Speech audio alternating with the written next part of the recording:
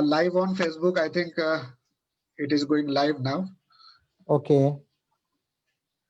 Okay, this is fine. Baldev Ade sir. Sir. Welcome. ठीक है, अभी चालू करते हैं. Now we are also on Facebook. The people who will try to join on Sanvidhan page, they can see our live video. Okay. तो माफी चाहूंगा विजय मानकर सर जी आपसे. नहीं, मुझे आपको सॉरी बोलना चाहिए क्योंकि टेक्निकल ग्लिच इधर से भी था. So and so sorry to all the people who are connected. So it is a major inconvenience for all the people. Yes. But India requires science and technology. This proves this. That we have to be well versed in science and technology. So anyhow, sorry for the inconvenience. We can start the conversation now. Yes sir. जैसे कि सबसे पहले मैं ये चाहूंगा कि संविधान जागरूकता मंच क्या है इसके बारे में थोड़ा संक्षिप्त में मैं मानकर सर आपसे आपको बताना चाहूंगा कि संविधान जागरूकता मंच ये हमारी एक ऑर्गेनाइजेशन है, सोशल ऑर्गेनाइजेशन है जो संविधान के ऊपर उसका अटूट विश्वास है. और हमने महाराष्ट्र में सारे जो जितने भी डिस्ट्रिक्ट्स है वो सारे डिस्ट्रिक्ट्स में इसका नेटवर्क किया हुआ है. सब लोग संविधान जागरूकता मंच से जुड़े हुए हैं और काफी अच्छा प्रबोधन हो रहा है. खास करके जो संविधान को मानने वाले लोग हैं वो इनसे जुड़े हुए हैं. तो इस माध्यम से हम लोग चर्चा करते रहते हैं, संविधान के प्रति जागरूकता बढ़ाते रहते हैं. और इसी विषय को लेकर के हमने सोचा कि देश में जब नई एजुकेशन पॉलिसी आने वाली है तो उसके ऊपर भी हमारे माध्यम से कोई चर्चा हो. और हमने जब बलदेव आडे सर से इस बात का डिस्कशन किया तो उन्होंने कहा कि इस विषय के लिए मानकर साहब के अलावा और कोई दूसरा अच्छा व्यक्ति हो नहीं सकता जो हमें इस नई शिक्षा नीति के ऊपर बहुत अच्छा मार्गदर्शन कर सके. इसलिए प्रमोद बंसोड जी के सहकार्य से हम आप तक पहुंच पाए और ये हम लोग आज जूम और फेसबुक लाइव के माध्यम से ये कर पा रहे हैं. तो सर मैं आपका थोड़ा इंट्रोडक्शन भी करना चाहूंगा क्योंकि जो व्यूअर्स रहेंगे उनको आपके बारे में, वैसे तो आप जो है किसी परिचय के मोहताज नहीं है, फिर भी I would like to say few words about you.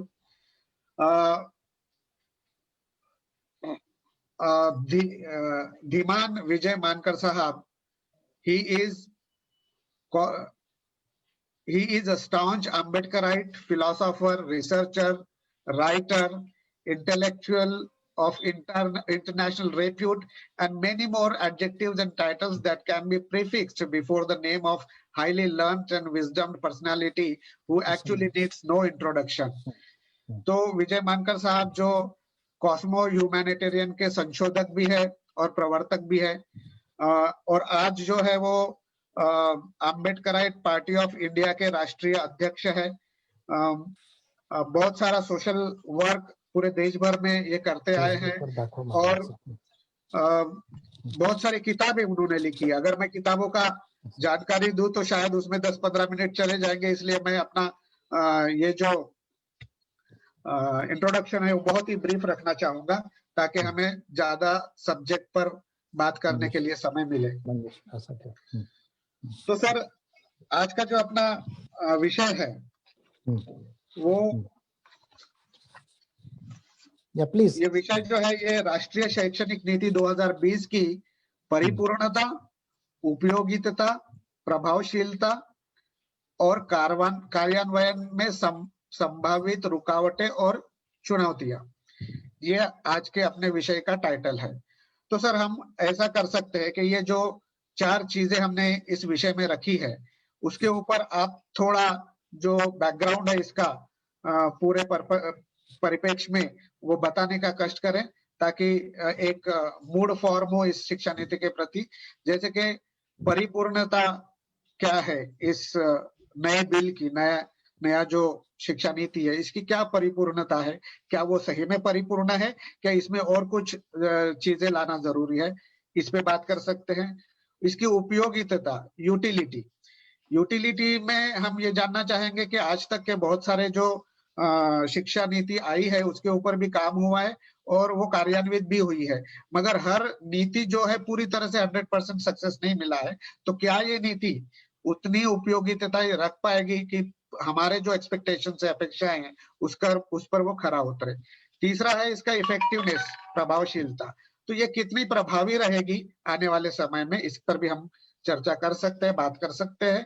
और सबसे जरूरी बात, इसका इम्प्लीमेंटेशन का कार्यान्वयन, ये भी बहुत जरूरी है। पॉलिसीज बहुत आती है मगर कार्यान्वयन में कहीं ना कहीं वो हर एजुकेशनल पॉलिसी आज तक का देखा गया है कि फेल होते हुए आई है। तो क्या ये नए नीति को भी फेल होने की कोई संभावना है, या इसका सक्सेस रेट बाकी as compare to older policies of education इसका रेट ज्यादा रहेगा? ये भी हमें चर्चा इस विषय में कर सकते हैं। और आने वाली जो रुकावटें हैं कार्यान्वयन में, आने वाली रुकावटें और जो चैलेंजेस है, चुनौतियां है, वो क्या क्या रह सकती है, ये सारे संदर्भ में हमें आपसे जानकारी की अपेक्षा है और उम्मीद है कि आपसे हमें बिल्कुल सही और सटीक जानकारी मिलेगी और उसका फायदा आपको सुनने वाले सारे दर्शकों को आज मिलने वाला है, ऐसी मैं आशा करता हूँ। तो sir, over to you sir, you can start. Thank you. You see, we can discuss upon the implementation part and you see the outcomes when actually you see this policy is started being implemented. Probably yes. From you see this or next you see financial year, academic year, because you see this year you see some corona lockdown. Due to corona lockdown, you see there is a lot of distress. क्योंकि corona lockdown में बहुत सारा distress है, बहुत सारी चीजें जो है वो स्टेलमेट में है, इसलिए इम्प्लीमेंटेशन पार्ट इसका जो है अगले साल से थोड़ा थोड़ा शुरू होगा। तो इम्प्लीमेंटेशन के इश्यू पर हम बात करेंगे। वैसे इसमें इम्प्लीमेंटेशन के भी प्रोविजंस है, multiple commissions and committees and agencies and institutions बनाई हैं और under U C ministry of education जो अभी एचआरडी मिनिस्ट्री है उसके अंदर में जो है ये सारा जो है वो इम्प्लीमेंटेशन होगा। फिर इसमें बजटरी प्रोविजंस की भी जो है वो बातें की गई, जो सबसे क्रूशियल होता है, जो 6% ऑफ द जीडीपी और 20% of the public expenditure of the centre and state expenditure. तो ये भी बातें जो है इसमें कही गई है, लेकिन इम्प्लीमेंटेशन आज हम इसको एग्जैक्ट नहीं देख पाएंगे। लेकिन जो बाकी नीति है जो गवर्नमेंट ऑफ इंडिया ने अडॉप्ट किया है, 66 पेजेस में लगभग जो है ये जो है आती है, ये न्यू एजुकेशन पॉलिसी का जो वो पार्ट है जो गवर्नमेंट ऑफ इंडिया ने एक्सेप्ट किया है, इसको हम व्हाइट पेपर मान सकते हैं। इसके आधार पर जो है अभी बहुत सारा जो है वो सप्लीमेंट्री लॉज बनेंगे या प्रिवेलिंग लॉज में अमेंडमेंट होंगे। और जैसे हम सब जानते हैं कि कस्तूरी रंगन कमीशन जो है उसकी रिपोर्ट पिछले साल 2019 में आई और उसके बाद में जो है इसका एक कंसिडरेशन गवर्नमेंट लेवल पर हुआ, कुछ लोगों के सिटीजन्स के ओपिनियन भी बुलाए, उसके बाद गवर्नमेंट ने इसको जो है वो एक्सेप्ट किया है इस ड्राफ्ट को और इस पर अभी काम होगा आगे। देखिए ये जो शिक्षा नीति हम सब जानते हैं कि 1986 में शिक्षा नीति एक आई थी इंडिया के अंदर में, उसके बाद ये 21st सेंचुरी की फर्स्ट शिक्षा नीति है। तो लगभग 34-35 साल बाद जो है ये शिक्षा नीति भारत में आ रही है। अब इसमें 2 पॉइंट्स है जिसको मैं मेजर तौर पे कहना चाहूंगा। इसमें बहुत सारी ऐसी बातें हैं जो पहली बार इंडिया में जो है वो होने जा रही है और इस लिहाज से मैं इसमें से कुछ बहुत सारी अच्छी बातें भी है, लेकिन इसमें कुछ ऐसे मेजर वीकनेसेस है जो ये पूरी नीति को जो है वो खराब कर सकती है। तो ये दोनों पहलुओं को जो है मैं क्लियर करके जो है वो आप लोगों को बताना चाहूंगा। पहला, मैं इसके कुछ अच्छे पॉइंट्स जो है आपको बताना जरूरी समझता हूँ, क्योंकि हमको ओवर क्रिटिकल नहीं होना चाहिए। हर बातों में कभी कभी हम ओवर क्रिटिकल होते हैं, तो इसलिए मैं पहले कुछ अच्छी बातें बता देता हूँ, उसके बाद में फिर जो है इसकी जो मेजर लूप होल्स है जो ये पूरी नीति को खराब कर सकते हैं उस पर मैं बात करूंगा। अगर मैं इसके अच्छे पॉइंट्स को कहूं तो पहली बार जो है भारत के अंदर में ये बात क्लियरली ये शिक्षा नीति कहती है कि education is a public good और प्राइवेटाइजेशन को डिस्करेज करना चाहती है, एटलीस्ट ऑन पेपर जो है ये नीति में ये इसका उल्लेख है।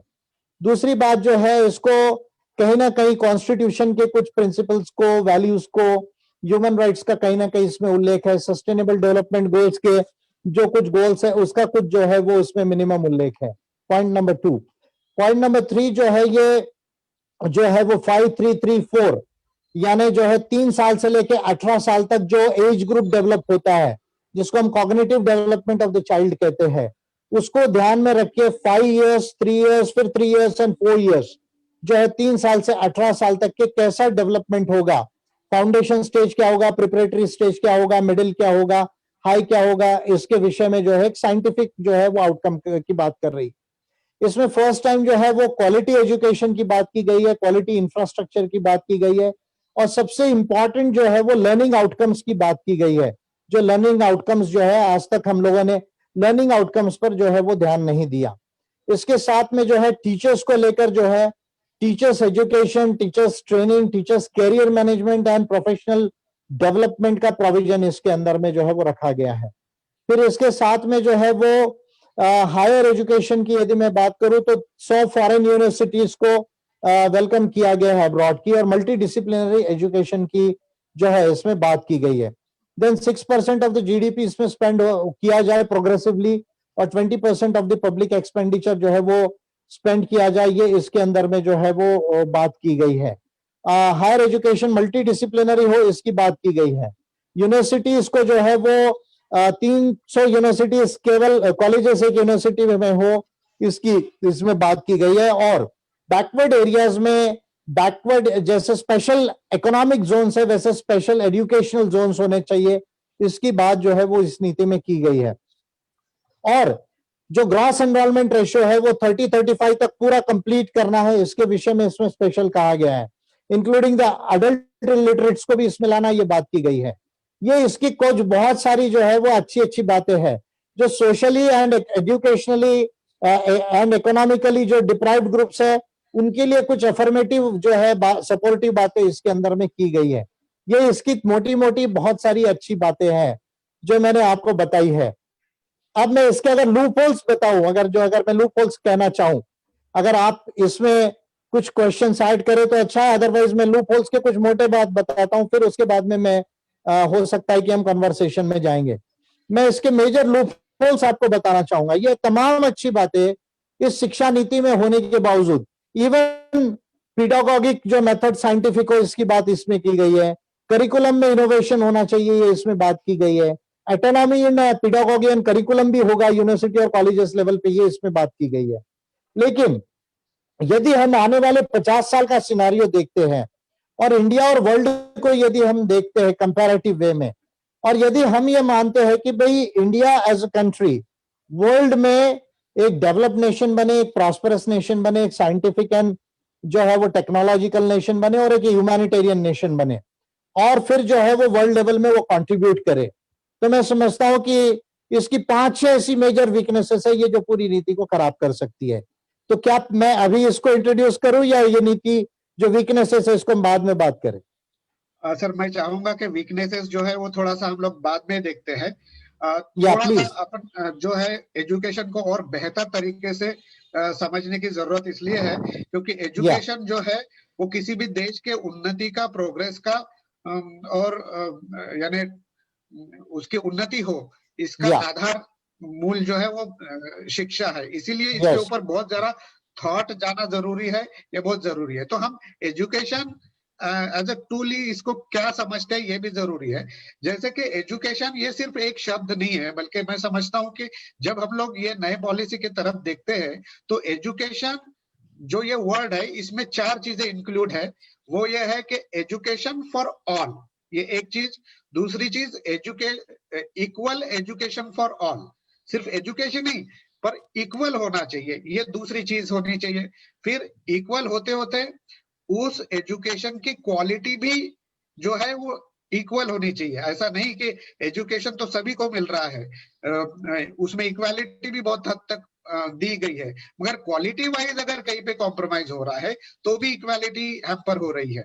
और चौथा जो मुद्दा है uniform and universal education for all. आज सिर्फ देश में किस तरह की शिक्षा दी जाए ये जरूरी नहीं है, पर इंटरनेशनली उसका इस शिक्षा नीति का, अपने एजुकेशन का क्या सिनेरियो टोटली रहेगा, इंटरनेशनल तौर पे प्लेटफॉर्म पे हमारा स्टैंडर्ड क्या रहेगा, ये भी बहुत जरूरी बात है।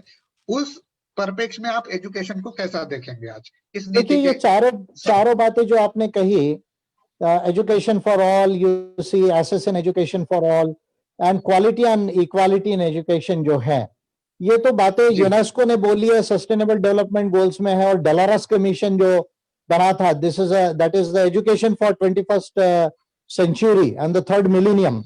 ये जो कंसेप्ट आई थी, ये तमाम कंसेप्ट से जो एजुकेशन की वर्ल्ड लेवल पर यूनेस्को में, यूनाइटेड नेशंस में और सस्टेनेबल डेवलपमेंट गोल्स में आई हैं।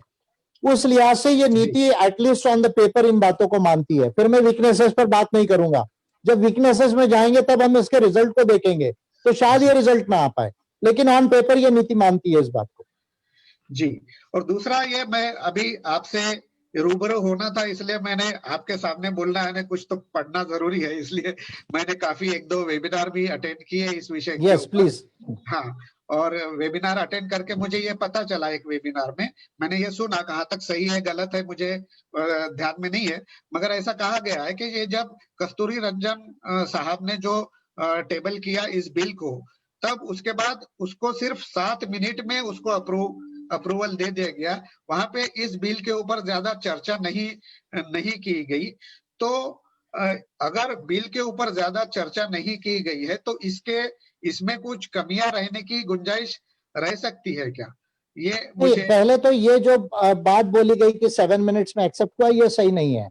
देखिए, क्योंकि 2019 में ये जो रिपोर्ट आया कस्तूरी रंगन कमीशन का, और रिपोर्ट बनते वक्त भी काफी भारत के नागरिकों को ओपिनियंस माने गए, और ऐसा जो है उल्लेख है कि लगभग 1.5 लाख लोगों ने इसको अपना व्यू दिया है, वेरियस संस्थाओं ने और सिटीजन्स ने, और उसके बाद ही जो है गवर्नमेंट ऑफ इंडिया के कंसिडरेशन में आई हैं। तो गवर्नमेंट ऑफ इंडिया की एक प्रोसीजर होती है, पहले तो मिनिस्ट्रीज में वेरियस जो है उनका इंटर मिनिस्टेरियल जो है वो स्टडी ग्रुप्स होते हैं, वो पहले उसको स्टडी करते हैं, उसके बाद में कैबिनेट के लेवल पर आता है, और फिर कैबिनेट के लेवल पर आकर जो है उसको अप्रूवल मिलता है। तो हो सकता है कैबिनेट में ये 7 मिनट वाली बात हो, लेकिन सरकार के लेवल पे 7 मिनट में इसको एग्री किया गया, ऐसा नहीं है। वो गवर्नमेंट की प्रोसीजर को ना समझने की वजह से ऐसा व्यू आया।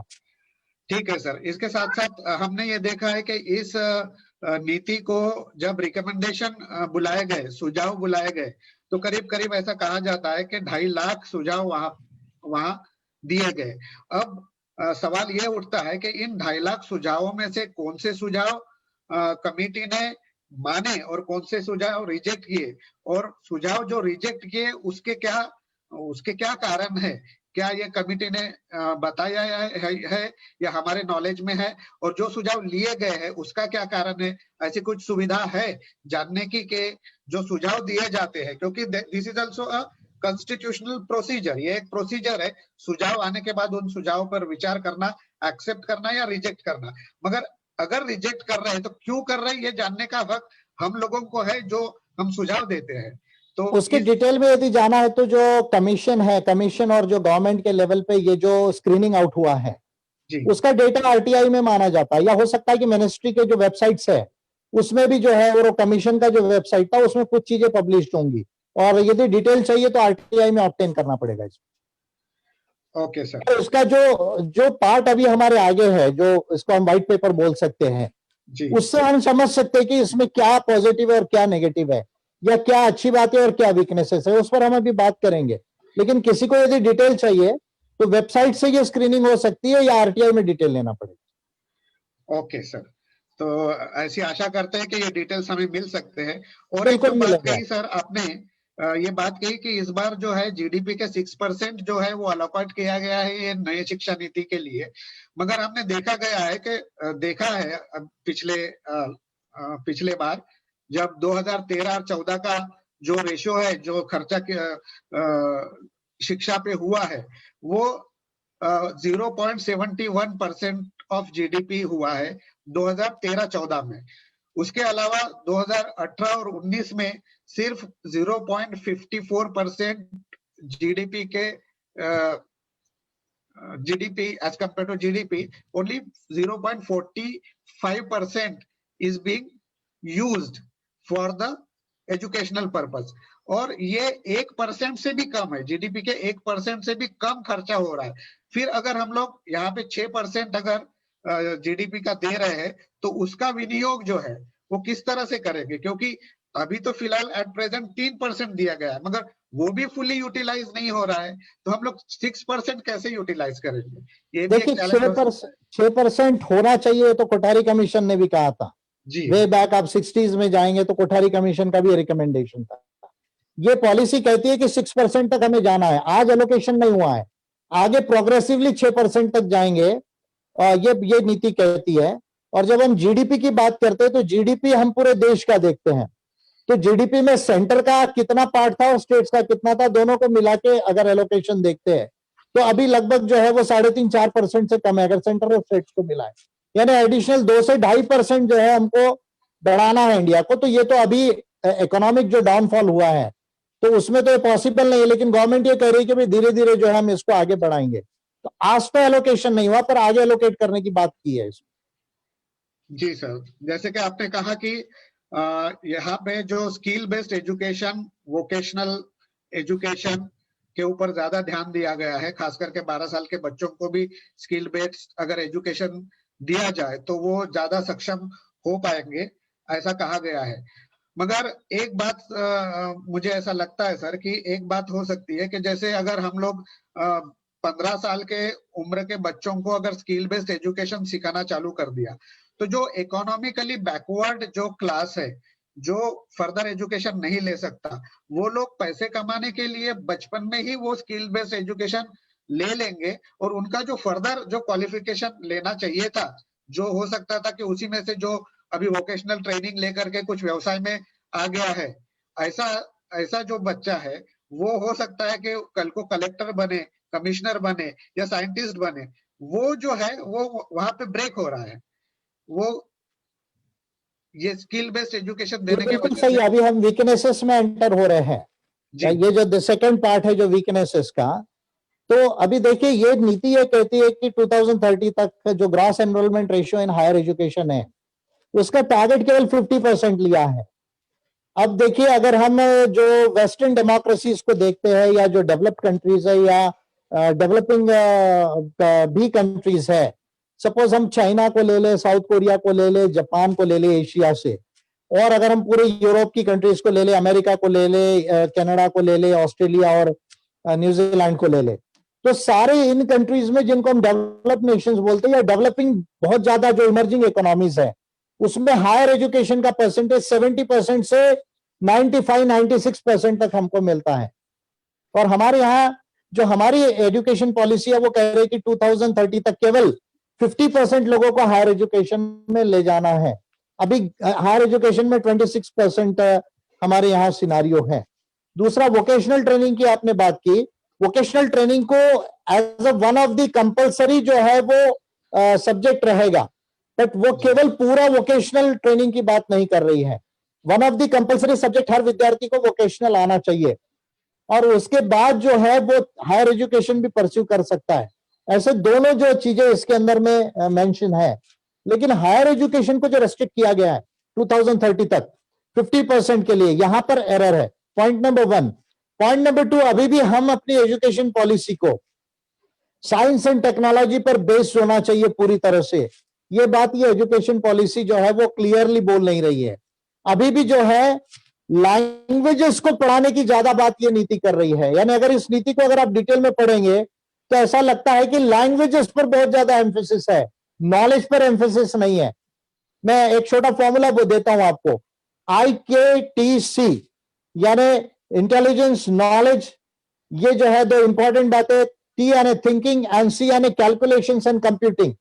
ये चार चीजें जब तक हमारे एजुकेशन में डेवलप नहीं होगी, हम एक साइंटिफिक एंड टेक्नोलॉजिकल नेशन नहीं बन सकते। और साइंटिफिक और टेक्नोलॉजिकल नेशन यदि हम नहीं बनेंगे तो जो पोस्ट इंडस्ट्रियल सोसाइटीज में हमको जाना है, जैसे हमारे यहाँ भी जो वर्किंग एज पॉपुलेशन है अगर उसको हम देखें, यानी 15 साल से लेके तो 64 साल तक, तो उसकी जो पॉपुलेशन है लगभग 71-72 करोड़ हमारे यहाँ वर्किंग एज पॉपुलेशन है। हमको जो एम्प्लॉयमेंट देना है वो लगभग 52 करोड़ लोगों को एम्प्लॉयमेंट देने की जरूरत है अंडर एनी सिनारियो। लेकिन अभी हम जो है भारत के अंदर में, अगर मैं कोरोना का पीरियड माइनस भी कर लूं तो भी हम 45 करोड़ लोगों को ही एम्प्लॉयमेंट दे पा रहे थे। यानी हम बहुत सारा ऐसे पोजीशन में है, हमारे इकोनॉमी के स्ट्रक्चरल प्रॉब्लम्स है कि अभी भी 5-6 करोड़ लोगों को हम एम्प्लॉयमेंट नहीं दे पा रहे। और अगर हमको फुल, अगर मान लीजिए चाइना अमेरिका से ज्यादा ग्रो करना है तो हमको 70 करोड़ लोगों से ज्यादा लोगों को एम्प्लॉयमेंट देना पड़ेगा। उसके लिए आपको science and technology based education जब तक नहीं होगा, फिर आप सोशल साइंसेस भी पढ़ाइए, ह्यूमैनिटीज भी पढ़ाइए, वो कोई दिक्कत नहीं है, लेकिन science and technology based education नहीं होगा, तब तक इंडिया जो है वो एक scientific and technological and developed and prosperous country नहीं बन पाएगी, और हम पोस्ट इंडस्ट्रियल सोसाइटी में जाने में हमको समय लगेगा, तो हम पिछड़ जाएंगे अमेरिका, चाइना और बाकी कंट्रीज से। यहाँ ये लूप होल है इससे पूरी नीति का। जी जी सर। दूसरा एक सवाल सर मैं ये पूछना चाहूंगा कि जैसे जो एट प्रेजेंट जो शिक्षा नीति चल रही है, कोई भी शिक्षा नीति पूरी होने के पहले, यानी वो तो बाद में पता चलता है कि उसका सक्सेस रेट क्या है, तो क्या हम ये माना जाए कि ये जो नई शिक्षा नीति है इसकी जरूरत हमको इसलिए आ पड़ी है क्योंकि जो पुरानी जो शिक्षा नीति बनाई गई थी या इम्प्लीमेंट हुई थी वो कारगर साबित नहीं हुई? या सही में हमारी जो अभी देखिए वो सारी जो एजुकेशन पॉलिसीज थी वो 20th सेंचुरी की थी। अगर 20th सेंचुरी में भी अगर हम अपने एजुकेशन को अगर देखते हैं और अगर हम एजुकेशन इंडेक्स में इंडिया को देखें तो अभी भी हम 105 या 6 के ऊपर है एजुकेशन इंडेक्स में, यानी अभी भी हम जो 213 कंट्रीज एंड स्टेट्स में जो है वो हम जो है वो काफी पीछे है। तो इसलिए जो है ये जो वीकनेसेस आए हैं उन वीकनेसेस को रिमूव करने के लिए ये कमीशन बना और ये पॉलिसी को अडॉप्ट किया गया। लेकिन मुझे ऐसा लगता है कि we are not prepared for the education which is required in the 21st century. मुझे लगता है कि वो पूरा विजन मिसिंग है इसके अंदर में। जो मैं बात कर रहा हूँ science and technology based education होना चाहिए, जो नॉलेज बेस्ड एजुकेशन होना चाहिए, जो इनोवेशन बेस्ड एजुकेशन होना चाहिए, यानी ये इक्विटी और इक्वालिटी के अलावा मैं बात कर रहा हूँ पोस्ट इंडस्ट्रियल सोसाइटी में जाना। देखिए अभी 2046 तक यानी 2050 तक मोटे तौर पर we will be entering, we can enter पूरी ह्यूमैनिटी पोस्ट ह्यूमन एरा में एंटर हो सकती है या ट्रांस ह्यूमन एरा में एंटर हो सकती है या पोस्ट बायोलॉजिकल एरा में एंटर हो सकती है। The role of artificial intelligence is coming in a very big way, the role of genetic engineering and biotechnology is coming in a very big way. जो इंसान को या तो कंप्यूटर रूल करेगा आगे आर्टिफिशियल इंटेलिजेंस, या इंसान में जो है आर्टिफिशियल इंटेलिजेंस लगाया जाएगा जिसको ट्रांस ह्यूमैनिज्म या पोस्ट बायोलॉजिकल स्टेज बोली जाती है। वहां पर आपका पूरा modes of production and modes of distribution change हो जाएंगे। और चाइना, अमेरिका और बाकी कंट्रीज जो है इस लिहाज से अपने एजुकेशन को डेवलप कर रही है, वो पूरा विजन मिसिंग है हमारे इस न्यू एजुकेशन पॉलिसी। तो वो अगर विजन मिसिंग है तो उन्होंने अभी ये नए शिक्षा नीति में ये प्रावधान किया है कि उन्होंने कहा है कि ये कॉम्पिटेंसी रखने के लिए हम लोग 100 ऐसे जो फॉरेन यूनिवर्सिटीज है और कॉलेजेस है उनको हम इंडिया में लेके आएंगे। और अभी इंडिया के जो बच्चे जो फॉरेन पढ़ने जाते हैं उनको फॉरेन जाने की जरूरत नहीं है, वो फॉरेन का एजुकेशन, फॉरेन यूनिवर्सिटी का जो भी सिलेबस है, जो भी एजुकेशन है, जो भी करना है वो हमें इंडिया में रहकर ही हम लोग कर पाएंगे। तो मुझे ये कहना है सर कि अगर फॉरेन यूनिवर्सिटीज यहाँ आती है, फॉरेन के कॉलेजेस यहाँ आती है, तो क्या हम इंडिया के शिक्षा को या अपने जो अभी के प्रेजेंट जो यूनिवर्सिटीज है, जो बड़ी बड़ी यूनिवर्सिटीज है, दिल्ली JNU है, अपने नागपुर की यूनिवर्सिटी और बाकी भी बहुत सारे यूनिवर्सिटीज है, तो इस यूनिवर्सिटी का स्टैंडर्ड अपने आप कम नहीं हो जाएगा? और अगर अपने आप कम हो जाएगा तो इंडियन यूनिवर्सिटी का नाम कभी आगे नहीं बढ़ पाएगा। दूसरी बात ये भी है सर इसमें कि जैसे ये जो सारे यूनिवर्सिटीज है और कॉलेजेस रहेंगे फॉरेन से आए हुए, उनको ऑटोनॉमी दी जाएगी। ऑटोनॉमी दी जाएगी कि यानी सरकार का कंट्रोल कुछ ज्यादा रहेगा नहीं है। अगर सरकार का कंट्रोल नहीं रहेगा तो एक्सप्लॉयटेशन बढ़ेगा, इकोनॉमी में यानी फॉरेन एजुकेशन बहुत एक्सपेंसिव हो जाएगा, वो कमर्शियलाइज हो जाएगा। तो ये क्या फॉरेन यूनिवर्सिटीज यहाँ पर लाना वो एक कमर्शियलाइजेशन का प्रकार है, ऐसा आप मानते हैं? नहीं, देखिए अगर हम इस नीति को अपैरेंटली देखते हैं तो वो तो ये बात कह रही है कि भाई प्राइवेटाइजेशन एजुकेशन में नहीं होना चाहिए, और इसमें कुछ minimum regulations on governing body वगैरह भी उन्होंने लाए हैं, पर वो बहुत ज्यादा स्ट्रांग नहीं है। एक पॉइंट को हमको समझने की जरूरत है कि अपैरेंटली तो वो कह रहे कि भाई हम प्राइवेटाइजेशन को नहीं होने देंगे, लेकिन गवर्निंग बॉडीज के ऊपर कुछ रिस्पॉन्सिबिलिटी की भी बात उन्होंने की है। अब इसके लिए लॉ कैसा बनेगा वो हमको देखना पड़ेगा, अभी तो लॉ बना नहीं है उसके लिए। तो what type of a law would be framed उसको जब हम देखेंगे तब उस पर बात कर पाएंगे। लेकिन मैं दो बातें कहूंगा, अगर फॉरेन की यूनिवर्सिटीज इंडिया में आ रही है तो ये भारत के लिए अच्छा है, इसको वेलकम करना चाहिए। देखिए, मैं आपको एक बात कहूंगा कि अगर हम हमारे पोस्ट इंडिपेंडेंस पीरियड में चले जाते हैं और मैकेले का एजुकेशन आया, उसके पहले महात्मा फुले जी के 50 साल पहले Charles grant is the pioneer of modern education in India. हम उनका नाम शायद इंडिया में बहुत लोगों को नहीं मालूम है। ऑब्जर्वेशन बुक उन्होंने लिखी थी और चार्ल्स ग्रांट ने यह लिखा कि भारत की सोसाइटी पीछे क्यों है, ये इग्नोरेंस में, सुपरस्टिशन में क्यों है, क्योंकि इनको साइंस एजुकेशन नहीं मालूम, इनको टेक्नोलॉजिकल, उस समय तो टेक्नोलॉजी नहीं थी पर टेक्निकल एजुकेशन नहीं मालूम, इनको लैंग्वेजेस इनकी डेवलप्ड नहीं है। और जब तक इनको साइंस का एजुकेशन नहीं दिया जाएगा और टेक्निकल एजुकेशन नहीं दिया जाएगा, उस समय टेक्नोलॉजी नहीं थी तो टेक्निकल कहा जाता था, और जब तक इनको इंग्लिश और बाकी लैंग्वेजेस भी नहीं पढ़ाई जाएगी तब तक इनका नॉलेज डेवलप नहीं होगा। ये कन्विंस करने वाले चार्ल्स ग्रांट ब्रिटिश पार्लियामेंट को थे। उसके बाद में फिर लॉर्ड बेंटिक और मैकेले का जो एजुकेशन पॉलिसी आई, ये सारी बातें महात्मा फुले के 50 साल पहले हुई है। 1793 से लेकर 1800 तक का जो पीरियड है, उस पीरियड में चार्ल्स ग्रांट ने किया। तो फॉरेन यूनिवर्सिटीज में आती है तो हमारे देश के लोगों को यहाँ उस तरह का हायर एजुकेशन लेने का मौका मिलेगा, प्रोवाइडेड उसका कमर्शियलाइजेशन ना हो। और particularly SC ST OBC minorities की बात करूं, DNTs की बात करूं, महिलाओं की बात करूं, तो अफर्मेटिव एक्शन पॉलिसी स्ट्रांग होना चाहिए इंडिया की। वो अफर्मेटिव एक्शन पॉलिसीज क्या होगी, इस पर यह नीति क्लियरली बात नहीं कर रही, यहां वीकनेस है। जी जी सर। और हमारा कंपटीशन अगर हमारी यूनिवर्सिटीज का होगा, और हमारी यूनिवर्सिटीज के भी डेवलपमेंट की बहुत सारी बातें इसमें की गई है, मल्टी डिसिप्लिनरी एजुकेशन की बात की गई है, उसकी टेक्निकल चीजों को इंप्रूव करने की बात की गई, इंफ्रास्ट्रक्चर को इंप्रूव करने की बात की गई, फैकल्टीज को इंप्रूव करने की बात की गई है। तो अगर ये सही बात है, एक्चुअल इंप्लीमेंटेशन होता है तो फॉरेन यूनिवर्सिटीज से हमको फायदा होगा, क्योंकि एक हेल्दी कंपटीशन होगा और अपॉर्चुनिटी स्प्रेड होगी। पर कमर्शियलाइजेशन को जो है वो रोकना होगा और अफर्मेटिव एक्शन पॉलिसीज को पॉजिटिव बनाना होगा। सर, आपने अफर्मेटिव एक्शन पॉलिसीज की बात की है, तो उसके लिए जो रेगुलेटरी बॉडीज है वो भी कुछ बनाए गए हैं। जैसे कि एट प्रेजेंट हम देखते हैं कि यूजीसी है, AICTE जैसे जो संस्थाएं हैं जो एजुकेशन के ऊपर अपना कंट्रोल रखती है, पॉलिसी मेकिंग में कंट्रीब्यूशन करती है, उसको रेगुलेट करती है। मगर इस जो नई शिक्षा नीति में जो है वो मल्टी लेवल जो है रेगुलेटरी बॉडीज का प्रयोजन किया गया है। अगर multi level and multi level and multiple bodies है, तो इसका बुरा असर हो सकता है, क्योंकि यहाँ पे जो है अगर वो कोई जो प्रस्ताव है, कोई जो प्रोजेक्ट है, वो अगर बहुत ज्यादा स्क्रीनिंग होती है तो वो प्रोजेक्ट पूरा नहीं होता, और बहुत ज्यादा इंटरफियरेंस है गवर्नमेंट का पॉलिसीज का और अलाउ करने के लिए, तो उसका भी असर ये होता है कि वो जो नई आइडियाज है उसको राह नहीं मिलती और आगे नहीं बढ़ सकता। तो क्या ऐसा संभावना है कि ये मल्टी लेवल जो रेगुलेटरी बॉडीज है उसका बुरा असर इस इम्प्लीमेंटेशन पे हो?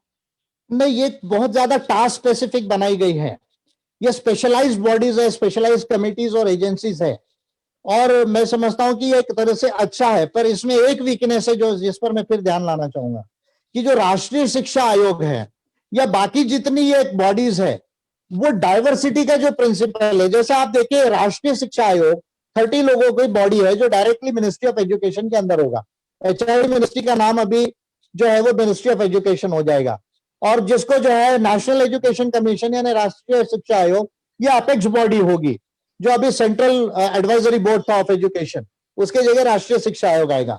UGC केवल फंडिंग एजेंसी रह जाएगी, उसके अंदर बाकी रेगुलेशंस का कोई जो है रोल नहीं रह जाएगा। लेकिन राष्ट्रीय शिक्षा आयोग नॉन रिप्रेजेंटेटिव है। नॉन रिप्रेजेंटेटिव इसलिए है क्योंकि इसमें SC ST OBC और DTNT और माइनॉरिटीज का जो है, महिलाओं का और गांव के लोगों का और जंगल के लोगों का रिप्रेजेंटेशन का कोई प्रोविजन नहीं है। यहां तक के ministry of social justice and empowerment, जो OBC और शेड्यूल्ड कास्ट की कंट्रोलिंग मिनिस्ट्री है, नोडल मिनिस्ट्री है, या मिनिस्ट्री ऑफ ट्राइबल अफेयर्स या मिनिस्ट्री ऑफ माइनॉरिटी अफेयर्स, ये कैबिनेट लेवल के मिनिस्टर्स का भी इसमें रिप्रेजेंटेशन नहीं है। तो यहां पर दिक्कत है। जो मैं अफर्मेटिव एक्शन और जो रिप्रेजेंटेशन और डाइवर्सिटी की बात कर रहा हूं, वहां पर जो है वो कंस्ट्रेंट है। ये नीति जो है वो भारत के जो बहुसंख्यक लोग हैं उनको जो है एक्सक्लूड कर रही है। यहाँ पर ध्यान देने की जरूरत है हमें। सर एक सवाल हमारे जो मुख्य संगठक है बलदेव आडे सर, उनसे भी आपके लिए एक सवाल है। मैं चाहूंगा प्लीज बलदेव आडे सर आप भी कुछ सवाल आपके मन में जो है प्लीज वो पूछ वेलकम। सकते आज मैं फ्री हूँ आपके लिए, आप पूछ सकते हैं। सर जय भीम सर। सर जी। आपने बोला कि we should welcome foreign universities in India. मुझे ऐसा लगता है सर कि अभी भारत सरकार तो भारत के जो सरकार के जो लोग हैं वो सब जो अंडरटेकिंग्स है गवर्नमेंट के वो प्राइवेटाइज कर रहे हैं और उसमें से प्राइवेटाइजेशन होने से अब आरक्षण तो खत्म हो जाएगा।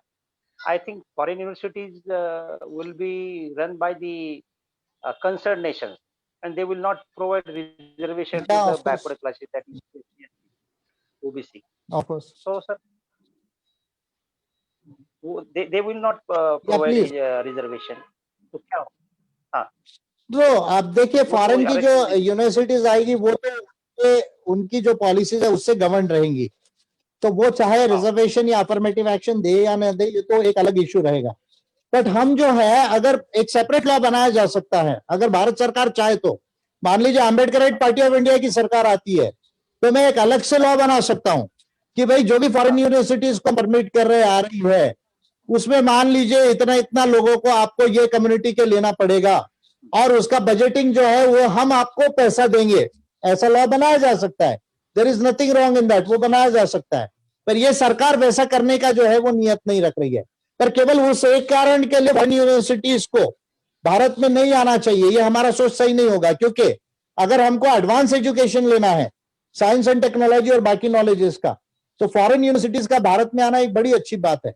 उसमें SC ST OBC DTNT minorities का या गांव और जंगल के लोगों का कैसा रिप्रेजेंटेशन है, उसके लिए एक सेपरेट लॉ बनाने की जरूरत है। थैंक यू जी सर। और एक बात कही गई है कि public investment to expand public education, ये एक मैगजीन उन्होंने यहाँ पर पे दिया हुआ है। जैसे कि पब्लिक प्राइवेट पार्टनरशिप के तहत जो आजकल गवर्नमेंट अपने जो स्कीम लेके आती है जिसमें प्राइवेट जो लोग हैं वो भी पैसा डाल करके डेवलपमेंट का काम कर सके, तो एक इन्होंने PPP जो है पब्लिक प्राइवेट पार्टनरशिप, उसके जगह एक वर्ड डाला हुआ है पब्लिक फिलांथ्रोपिक पार्टनरशिप। तो ये फिलांथ्रोपिक पार्टनरशिप यानी क्या समझा जाए, ये थोड़ा हमें समझने की जरूरत है। मान लीजिए जैसे प्रेमजी आजम है, प्रेमजी आजम है, अगर उनका NGO के माध्यम से अगर वो एजुकेशन को प्रमोट करना चाहते हैं तो उनको भी जो है वो परमिशन मिलेगी कॉलेज या यूनिवर्सिटी खोलने की, और वो जैसे जो है एजुकेशन देंगे, प्रॉफिट उसका मोटिव नहीं रहेगा, ऐसा इस नीति में उल्लेख है। तो apart from the government universities, universities या charitable universities and college institution भी काम कर पाएंगे, ऐसा इन्होंने इसमें जो है वो किया है। तो प्रॉफिट नहीं होना चाहिए, ऐसा ही नीति क्लियर रहती है। अगर आप इसको डिटेल में पढ़ेंगे कहती है कि प्रॉफिट को हम डिस्करेज करेंगे। सर आपका वायर हो सकता है लूज हुआ हो, थोड़ा वॉइस का जो है वो क्रैक हो रहा है, थोड़ा आप उसको ठीक कर लीजिए। अभी क्लियर आ रहा है? नहीं सर, थोड़ा सा डिस्टर्बेंस है अभी भी। क्लियर नहीं आ रहा है? हाँ नहीं नहीं आ रहा, नहीं अभी क्लियर नहीं आ रहा है? नहीं नहीं सर, ये एक मिनट मेंटेन कीजिएगा प्लीज।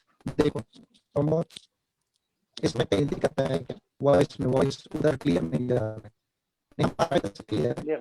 ये फुल यहाँ से कुछ प्रॉब्लम है। हेलो, वायर में प्रॉब्लम है। अब वॉइस बिल्कुल नहीं आ रहा है? अभी ठीक है सर। आ रहा है सर। हाँ गुड गुड गुड गुड। नहीं अभी आ रहा है? नहीं क्रैक हो रहा है सर, क्रैक हो रहा है। फिर क्रैक हो रहा है, यहाँ से देखो अभी। हाँ फिर बात कीजिए सर थोड़ा। हेलो हेलो हेलो, हाँ आवाज आ रहा है? हाँ बेटर बेटर है, पहले से बेटर है। मैडम ईयरफोन देखो। तो मैं ये कह रहा हूँ कि फिलांथ्रोपिक यूनिवर्सिटीज और ऑर्गेनाइजेशंस है वो यानी चैरिटेबल जो अगर कोई जैसे आजम के मैंने नाम दिया एनजीओ का, अगर वो करना चाहिए बिल गेट्स का अगर कोई करना चाहेगा एजुकेशन को तो उसको भी वो प्रमोट करेंगे विदाउट प्रॉफिट, चैरिटेबल ऑर्गेनाइजेशन को भी। ऐसा इसमें जो है वो फिलांथ्रोपिक जो है वो उसका वर्ड यूज किया गया। सर मेरे ख्याल से आप थोड़ा वायर अगर निकाल ही ले तो शायद ज्यादा क्लियर आएगा आवाज, क्योंकि अभी भी अच्छा वायर निकाल के, अच्छा सुन नहीं वायर निकाल के देखिए। हाँ अब कैसे आवाज आ रहा है ये बताइए। सॉरी नहीं क्रैक हो रहा कैसे है। आवाज नहीं, वो वहां से प्लग जो जैक है वही निकाल लीजिए वहां से, फोन से अच्छा जाके अब निकाल आवाज आ दीजिए। रहा है या नहीं? क्रैक आ रहा है सर अभी फिर भी। किराए का रहा है तो कुछ और रीजन है फिर, क्योंकि अभी जो है हाँ, कुछ और रीजन है। कुछ और रीजन है, शायद वो हो सकता है मोबाइल का कुछ रीजन। आप हैंड्स फ्री में तो ठीक है हाँ सर। देखते हैं हम लोग, कुछ हो सकता है कि वो मोबाइल का कुछ रीजन हो, मे बी। हाँ आवाज तो आ रही है फिर भी। हो सकता तब है तक आप प्रश्न लिखिए।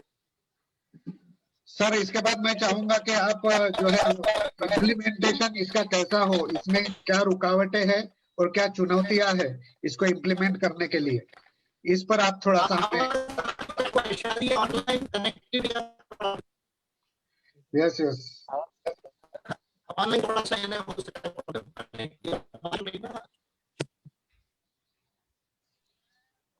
आवाज नहीं आ रही। आवाज कैसे आ रहा है? हाँ, आवाज आ रहा है सर। आवाज कैसे आ रहा है अभी? हाँ, अभी ठीक है, नाउ इट इज क्लियर। अच्छा वीडियो भी लग सकती है। हाँ सर। सो इम्प्लीमेंटेशन का बात जो है उसके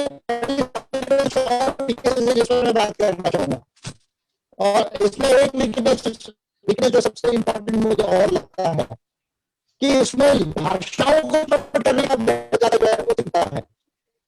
ट्रेडिशन को, इंडियन बेस्ड वैल्यूज को, धर्म को, इसको प्रमोट करने की बात एजुकेशन पॉलिसी कर रही है, और इंग्लिश को जो है वो कहीं ना कहीं डिस्करेज कर रही है। That is a very strategic point that we should understand all these things. और कहीं ना कहीं संस्कृत को या जो क्लासिकल लैंग्वेजेस है उनको ज्यादा प्रमोट करने की बात कर रही है। India, you see, if I see a scenario of medium of instruction in the world, particularly at the secondary level and higher secondary level and the higher education level. तो इंडिया वर्ल्ड के अंदर में English का जो है, English medium instruction सबसे ज्यादा जो है वो बढ़ रहा है।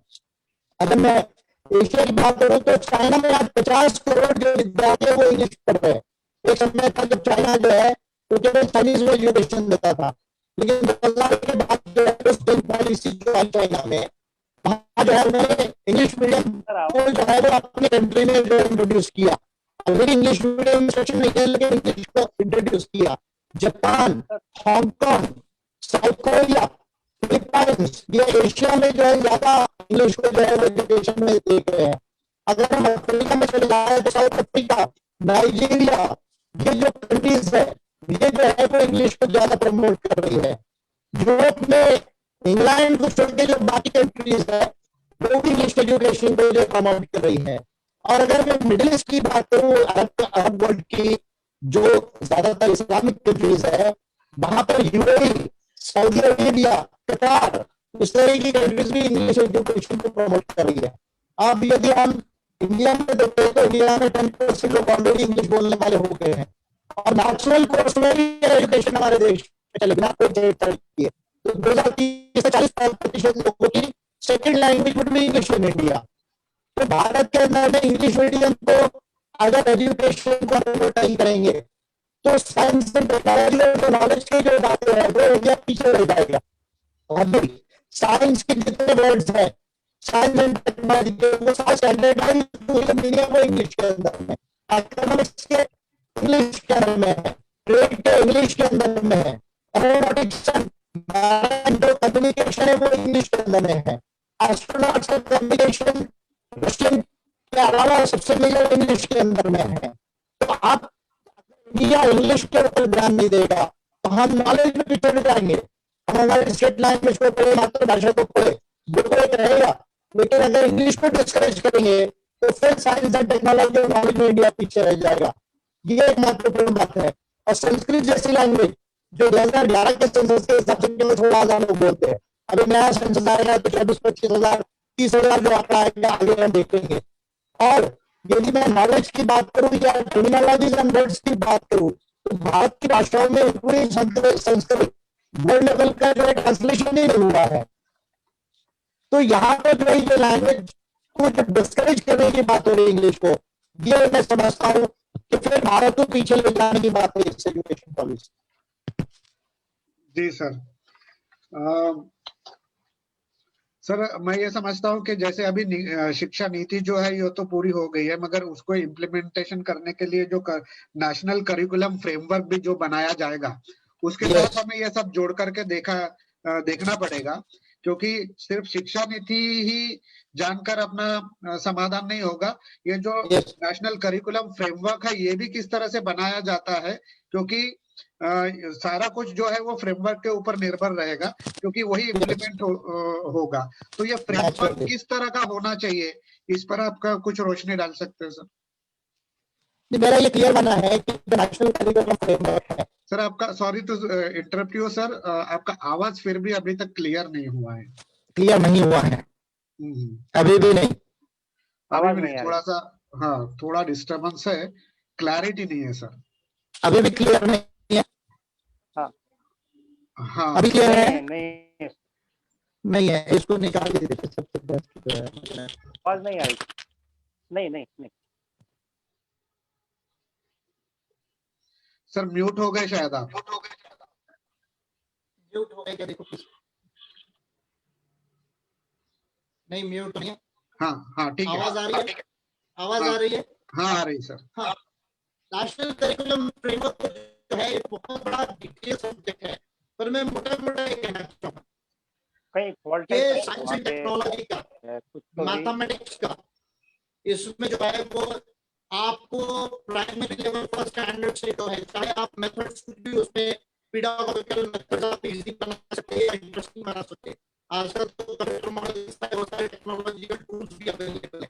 साइंस टेक्नोलॉजी को और मैथमेटिक्स को ये पहला पार्ट है जिसको हमको बहुत ज्यादा अच्छे से फर्स्ट स्टैंडर्ड से इनकॉर्पोरेट करने की जरूरत है, अपार्ट फ्रॉम लैंग्वेज। लैंग्वेज को हम करेंगे, लेकिन लैंग्वेज को यदि हम फर्स्ट स्टैंडर्ड से इंग्लिश नहीं पढ़ाएंगे, देखिए लैंग्वेज का डेवलपमेंट मोस्टली 2 इयर्स तक होता है, पहला पार्ट जिसको कॉग्निटिव डेवलपमेंट कहा जाता है। फिर 7 इयर्स तक की जो है वो लैंग्वेज पढ़ता है बच्चा। तो अगर 3+5 का इसमें जो है 8 साल अगर हम देखें, तो पहले 8 साल में अगर लैंग्वेज को यदि हम इंग्लिश को इसमें एक्सक्लूड कर रहे हैं, मातृभाषा पढ़ा है तो उसमें कोई दिक्कत नहीं है, पर यदि इंग्लिश को अगर एक्सक्लूड कर रहे हैं तो बच्चा कभी भी जो है आगे जो साइंस टेक्नोलॉजी और नॉलेज का जो उसको डेवलपमेंट हो रहा है वो रुक जाएगा। तो पहला पार्ट मातृभाषा पढ़ाए, मराठी पढ़ाए, हिंदी पढ़ाए, तेलुगु तमिल पढ़ाए, आदिवासी भाषाओं को पढ़ाए, मुंडा से लेकर जो भी है वो क्षेत्र में, लेकिन इंग्लिश को चाहे मिनिमम लेवल पे क्यों ना हो लेकिन पढ़ाया जाना चाहिए। Point number 1।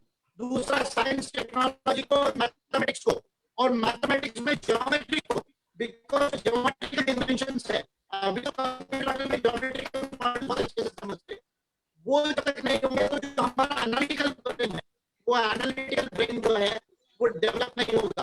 केवल हमारा आर्टिस्टिक ब्रेन डेवलप होगा, एनालिटिकल ब्रेन डेवलप नहीं होगा। ये 2 फाउंडेशन है जिसको ध्यान में देने की जरूरत है, और किसी न किसी तरह का ह्यूमैनिटी डेवलप हो। मैं मॉडलिटी की बात नहीं कर रहा हूँ, लेकिन हमको मॉडलिटी समझने से ज्यादा ह्यूमैनिटी को समझने हो, वो सिलेबस में जो है वो इनकॉर्पोरेट होना चाहिए। यहाँ से वो शुरू होते होते आगे जाना चाहिए। जी सर, बहुत बहुत धन्यवाद सर, आपने बहुत सारी जानकारी, बहुत अच्छी जानकारी दी, बहुत अच्छे सजेशंस आपके तरफ से आए, जो कि सही, जो बहुत अच्छे सजेशंस है, जिस मैं आशा करता हूं कि वो सारे कंसीडर होंगे। मगर आखिरी सवाल मैं आपसे पूछना चाहूंगा कि कस्तूरी रंजन के जगह अगर विजय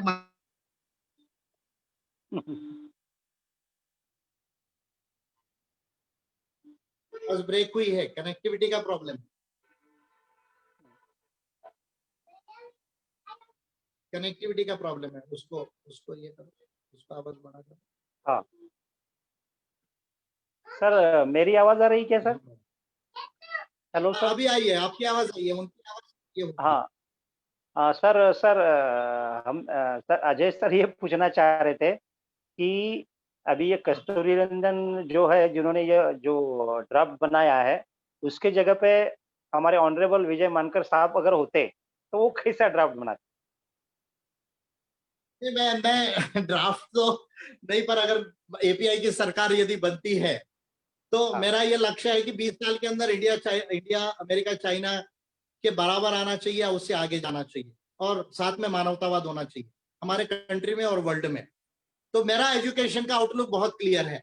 मेरा एजुकेशन का आउटलुक क्लियर है कि science and technology based education India में होना चाहिए, पॉइंट नंबर 1। दूसरा, इंडियन लैंग्वेजेस पढ़े लेकिन इंग्लिश मीडियम ऑफ इंस्ट्रक्शन होना चाहिए, पॉइंट नंबर 2। ये इंपॉर्टेंट बात है। तीसरा, बजट को 6% नहीं, अगर जरूरत हो तो 8% तक ले जाकर भी जीडीपी का, जितनी शिक्षा में गरीब लोग हैं, पर्टिकुलरली जंगल और गांव के, और SC ST OBC और माइनॉरिटीज के, महिलाएं, गर्ल्स, इनके लिए जो है स्पेशल अफर्मेटिव एक्शन को लाकर जो है शिक्षा के अंदर में जो है पूरे 10-15 साल के अंदर में 90% तक हायर एजुकेशन तक ले जाने की जरूरत है इंडिया के अंदर में। और साथ में affirmative action and anti discrimination measures, ताकि भेदभाव शिक्षा से समाप्त कर लिया जाए, ये करने की जरूरत है। और इसके साथ फिर हमारी जो प्राइमरी सेक्टर और सेकेंडरी सेक्टर और टर्शरी सेक्टर ऑफ इकोनॉमी है, उसके साथ फिर इसको इंटीग्रेट किया जाए, ताकि एजुकेशन भी हो, नॉलेज डेवलप हो, ह्यूमैनिटी डेवलप हो, और साथ में जो है वो इकोनॉमिक डेवलपमेंट भी देश में हो, और सारे लोगों का बगैर भेदभाव से जो है वो लिविंग स्टैंडर्ड ऊपर आए, और इंडिया एक प्रॉस्परस और डेवलप नेशन बने, जिसको मैं मोदवेड़ची गुणवाना कहता हूँ, एनलाइटेंड इंडिया कहता हूँ। वहां तक हम इसको ले जा सकते हैं। तो शॉर्ट में रिपीट करूंगा, science and technology based education with English medium instruction without ignoring the Indian languages, ये बेसिक होना चाहिए। फिर affirmative action and anti discrimination policies होना चाहिए। बजट का 6% नहीं 8% अगर जरूरत हो तो वो भी उस पर जो है वो ले जाया जाना चाहिए। और 15 से 20 सालों के अंदर इंडिया को एक मॉडर्न और प्रॉस्परस और डेवलप नेशन बनाया जा सकता है, एक पीढ़ी के अंदर, 25 ईयर्स। जी सर, बहुत बहुत धन्यवाद सर।